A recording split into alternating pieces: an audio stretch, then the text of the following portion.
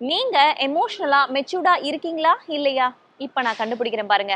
இப்ப நான் சொல்ற குவாலிட்டிஸ் உங்ககிட்ட இருக்கா இல்லையா அப்படின்றத செக் பண்ணிக்கோங்க. 1 ஆர்கியூமெண்ட்ல நம்ம தான் வின் பண்ணணும் அப்படின்ற ஒரு மென்டாலிட்டி.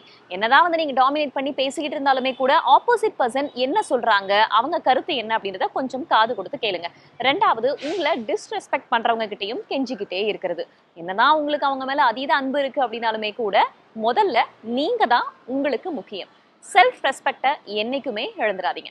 3வது தப்பு பண்ணா ஒத்துக்கிறது. ஐயோ நம்ம தப்பு பண்ணிட்டோம்னு ஒத்துக்கிட்டா நாளைக்கு இதையே சொல்லி காட்டிடுவாங்களோ அப்படின்ற மாதிரி நினைப்பு இல்லாம தப்பு பண்ணா ஜெனியூனா ஒத்துக்கோங்க. 4வது அதிகமா பொறாமப்படாம உங்களை சுத்தி இருக்கிறவங்களுடைய சின்ன சின்ன வெற்றியையும் நீங்களும் சேர்த்து கொண்டாட ஆரம்பிங்க.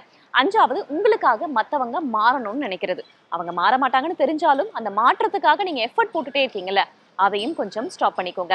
இதுதான் குவாலிட்டிஸ் அப்படின்னு கிடையாது. ஆனா இதுவும் ஒரு குவாலிட்டிஸ் அப்படின்னு சொல்றாங்க மருத்துவர்கள்.